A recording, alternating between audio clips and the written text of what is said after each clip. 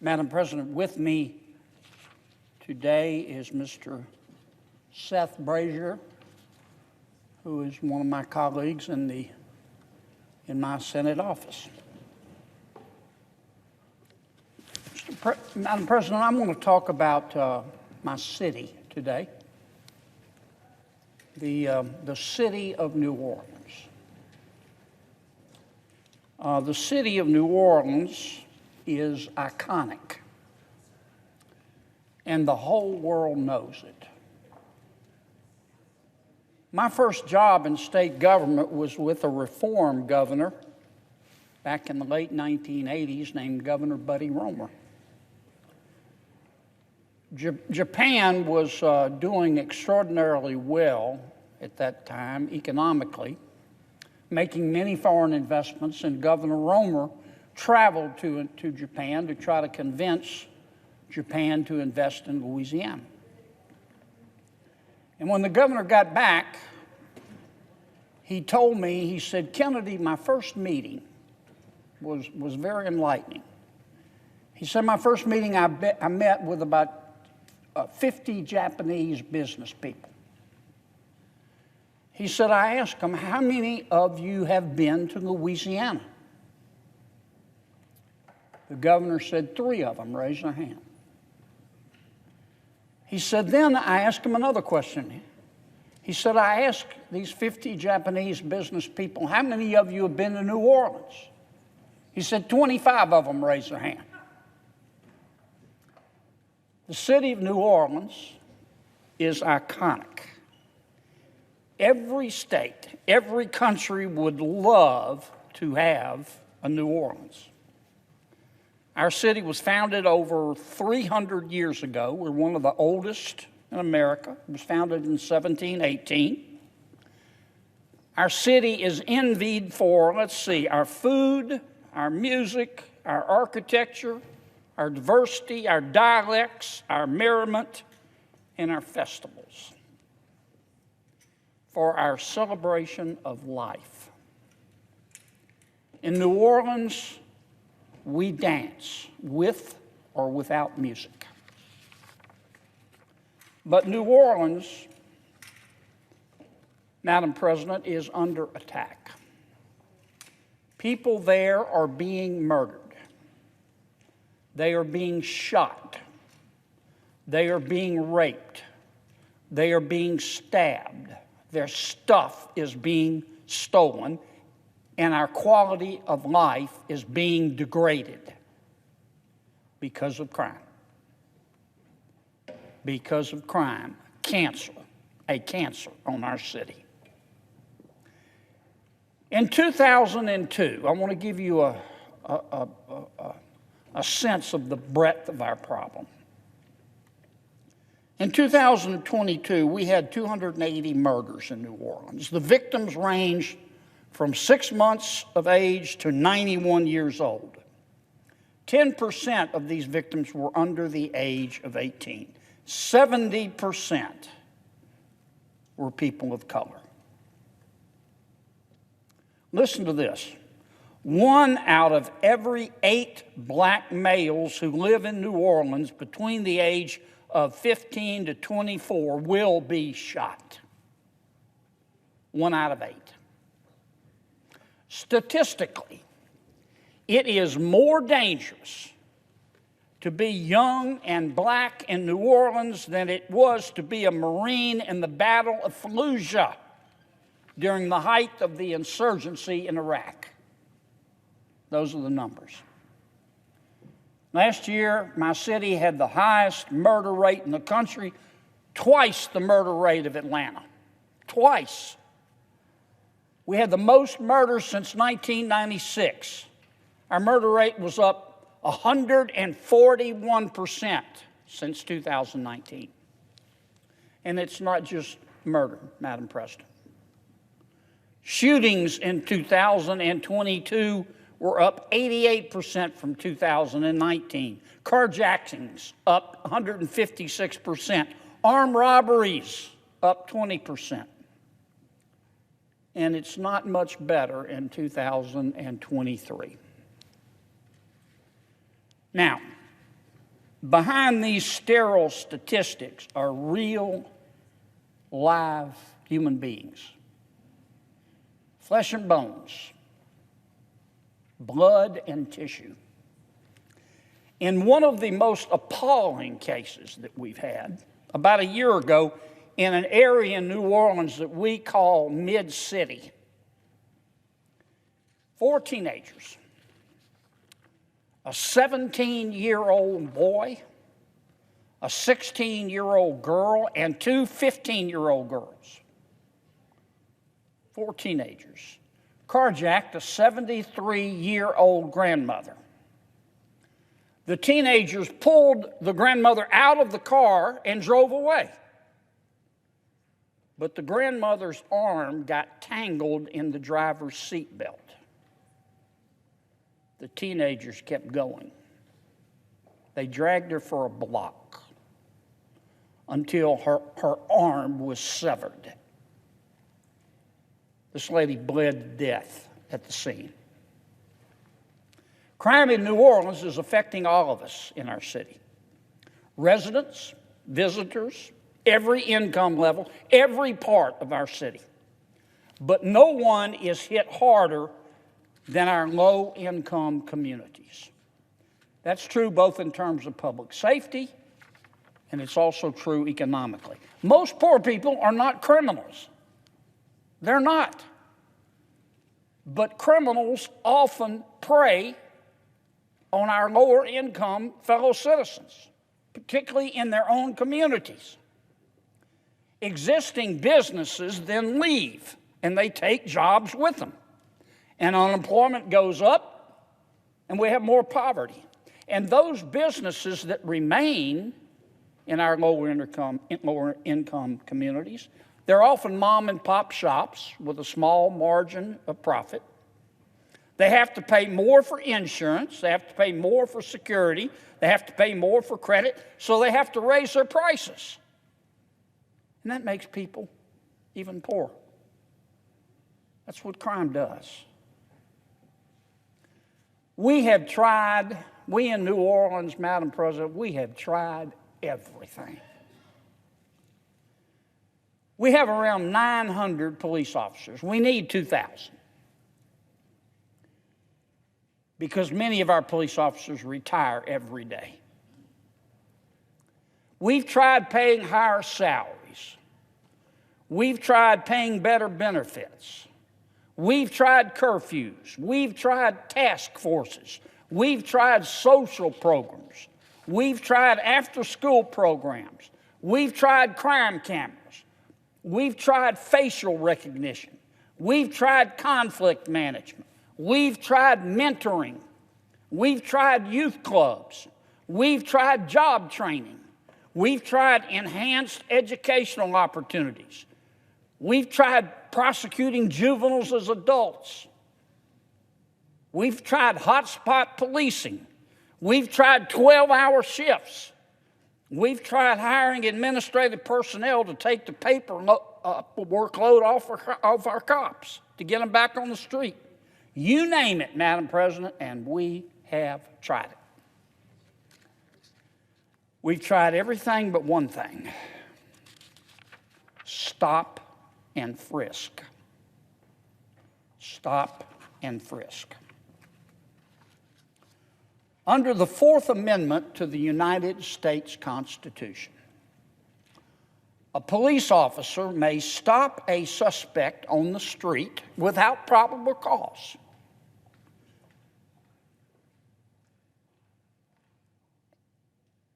And that police officer can stop that person on the street without probable cause, so long as that police officer has what's called reasonable suspicion to believe that the person stopped has committed, is committing, or is about to commit a crime. And after that person is stopped, if the police officer has reasonable suspicion to believe that the person stopped might be carrying a weapon, the police officer can pat down that person on the outside of his or her clothing. That's called stop and frisk. It's a very effective law enforcement practice. It is used by police officers every day in virtually every city all across America, and it has been used since 1968. In 1968, the United States Supreme Court decided a case, a very famous case, called Terry v. Ohio. Terry v. Ohio. The very liberal Chief Justice, I don't use the word liberal in a pejorative sense, I'm just describing him as many scholarly works have, the very liberal Chief Justice Earl Warren actually wrote the opinion in Terry v. Ohio. And he was joined in that opinion by Justices Hugo Black, Justice John Harlan, Justice William Brennan, Justice Potter Stewart, Justice Byron White, Justice Abe Fortas, and Justice Thurgood Marshall. They all said together, here's our opinion, Terry v. Ohio. And what did that opinion say? That opinion said that under appropriate circumstances, stop and frisk is permissible. It is perfectly constitutional under the Fourth Amendment to the United States Constitution. Now, I want you to note that a police officer cannot stop and frisk somebody on a whim, on a hunch. A cop does not have unfettered discretion. In order for a police officer to stop a person on the street, that police officer, let me say it again, must have reasonable suspicion to believe that the person has committed, is committing, or is about to commit a crime.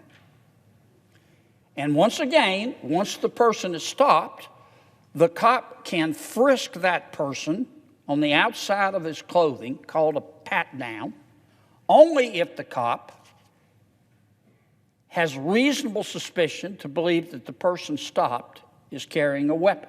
Why does the cop have this authority? To protect the cop during the question. Reasonable suspicion is not a hunch. It's not a whim. It's an objective standard. It's not probable cause.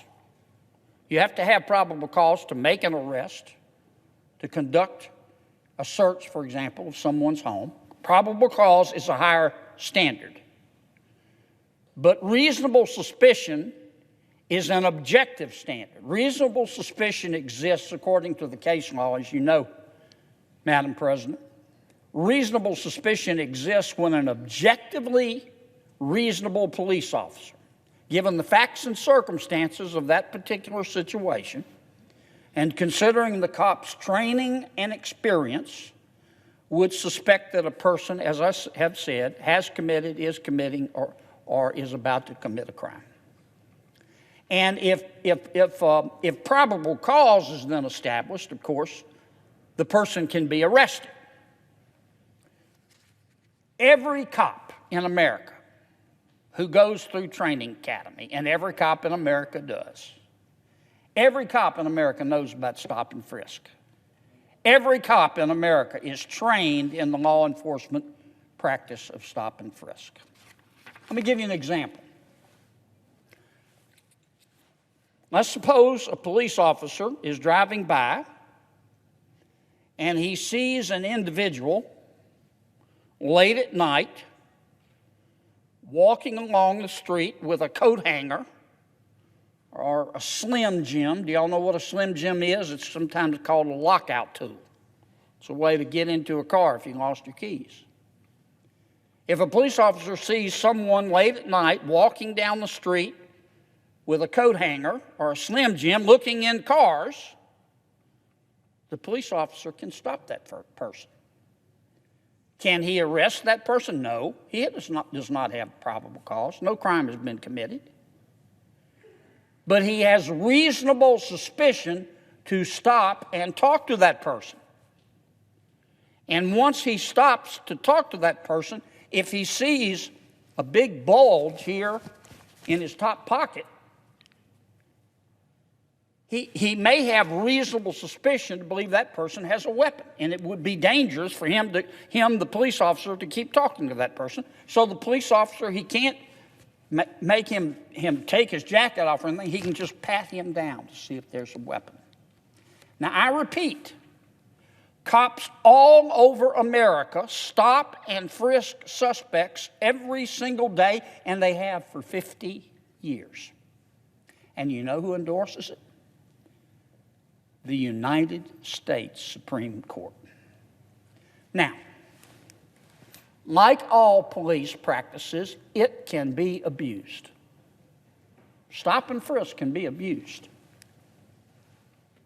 And when it is, it can be, and it should be challenged in court. And the abusing officer should be held accountable. But most officers don't abuse it. As many people know, Mayors Rudy Giuliani and Michael Bloomberg, two New York mayors back to back, used stop and frisk extensively during the crime wave of the 1990s and the early part of this century to fight crime and gun violence in New York City.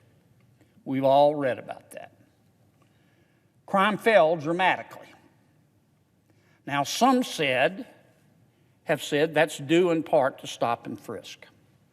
Some have said that stop and frisk had nothing to do with it. Some have said that in some cases the New York Police Department abused stop and frisk. And these who maintain that position said that too often police officers were stopping and frisking people on the basis not of reasonable suspicion, but on the basis of race or national origin. And that is wrong. A case was filed called Floyd v. City of New York. Floyd v. City of New York. It was a class action. It was filed against New York Mayor Bloomberg and others, alleging that the NYPD was not stopping people on the basis of reasonable suspicion, but on the basis of race and national origin. The federal district court in that case ruled in favor of the plaintiffs. The NYPD then set about the business of reforming its stop and frisk policy, but Mayor Bloomberg left office. Mayor Bill de Blasio became mayor, and for all practical purposes, he completely stopped the practice of stop and frisk. So stop and frisk can be abused, and it is important to establish practices and procedures to guard against that abuse. But let me put this another way. This is how I look at it. Some cops may and have violated the legal requirements for a proper Terry v. Ohio stop and frisk. And when that happens, that may make that person a racist, or at least guilty of committing a racist act. But that does not mean that the practice of stop and frisk is inherently racist. Because some knuckleheads abuse it does not mean that the practice is inherently racist. In fact, the United States Supreme Court, with only one dissent, has said that properly applied, it does not violate the Constitution of the United States and can be an effective law enforcement tool. So when there's an abuse, the abuse is on the cop. It's on the officer. And most officers don't abuse stop and frisk. And if it's proven that he did something wrong, he should be held accountable. The time has come, Madam President. The time has come for my city of New Orleans to try stop and frisk. It's time. Now, some of our public officials in New Orleans are going to probably disagree with me. And some are going to say, well, we're using stop and frisk already, Kennedy. They are, every now and then. sometimes. But you go talk to the average cop on the street in New Orleans, I have talked to many of them. They're going to tell you, the people with the flags in their offices, the politicians and the big shots in the political hierarchy, they are discouraging us using stop and frisk. They don't want us to use stop and frisk. I think it is time to allow. We've tried everything else, Lord knows. It is time to allow the men and women of the New Orleans Police Department to use stop and frisk without fear of losing their jobs. I do not believe that the New Orleans Police Department is racist. Let me say it again. I do not believe that the New Orleans Police Department is racist, systemically or otherwise. I do not believe that the average New Orleans Police Department police officer is racist.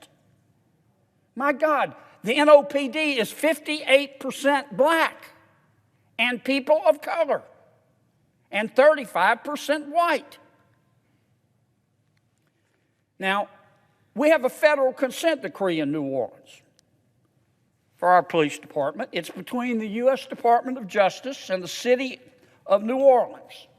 It oversees the New Orleans Police Department, as we call it in NOPD. It was signed and entered into by Mayor Mitch Landrieu in 2010.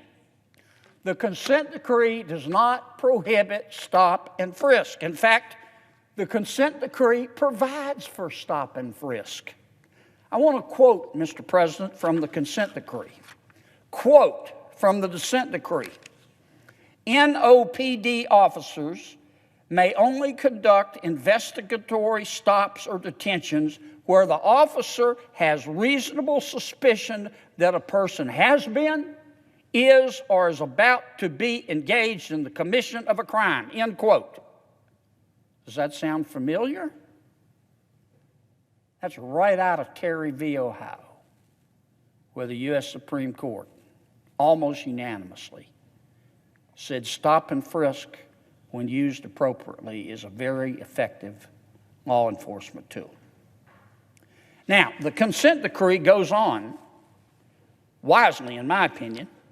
It mandates a stop and search data collection and review procedure. So the consent decree says if you're going to use stop and frisk, you got to collect all the data. I think that's a great idea. The consent decree also requires the police officer, when he or she uses stop and frisk, to document the stop and frisk and detail the reasonable suspicion in writing. In writing. In New York, they call this a report UF-250. A UF-250 form. I don't know what it's called in New Orleans. They've been using stop and frisk on frequently. I'm not sure they have one. But it requires the cop who does the stop and frisk to sit down and say, here's the suspect, I had reasonable suspicion, and here with specificity is why. And let me say, collecting the data and requiring the reporting after the fact is standard operating procedure. This is nothing new.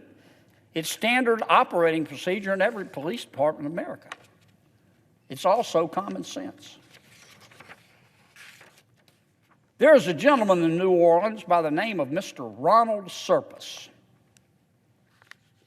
Mr. Serpis is a former superintendent. We call our chief of police at the NOPD the superintendent. He is a former NOPD superintendent. Mr. Serpis is also a former chief of the Washington State Patrol. And he's now a professor of I think, criminology at Loyola University in New Orleans. I don't speak for the superintendent, and I don't want to pretend to. But he's written a number of articles in support of stop and frisk in New Orleans. He has said that the NOPD today has been reduced to only responding and reacting after a crime has been committed, when the damage has been done. The superintendent, the former superintendent, says what we need in New Orleans is more proactive policing to prevent crime, like stop and frisk. Now, the former superintendent has analyzed the publicly available data on the NOPD consent decree. We collect data on our consent decree. It's publicly available. In fact, the city council has put up a dashboard for the consent decree, and one of the provisions in the dashboard has a stop and search feature. You can go on the stop and search feature on the internet and see how many stops and frisks the police department has done in the past 180 days. So you have a date, and it looks back 180 days. This is what the former superintendent found after he analyzed the stop and search feature on the website. And I'll give you an example. I don't know if I was clear about the 180 days. For example, January 2nd, 2015, on that day, if you went back 180 days, the NOPD had conducted 32,913 stops in the prior 180 days. Let me say that again. January 2015, 8 years ago. In 180 days prior, the NOPD had conducted 33,000 stops. As of January 18, 2023, 8 years later, really 7 because it's January,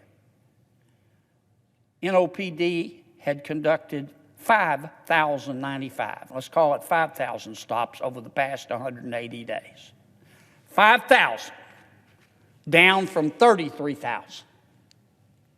And that 5,000 is spread over 6 months. Do you see a trend here? Now, during COVID, Mr. President, as you would expect, stops and frisks in New Orleans were down. I mean, people were inside. Following COVID, the stops increased, according to the superintendent who analyzed the data, increased to 14,303 in the 180 days before August 17, 2021. So think back to August 2021. Over the prior 6 months, NOPD did 17,000. 14,303 stops. But after that date, there was an uninterrupted decline in the number of stops, down to 5,095 today. So the stops were up here. They came down.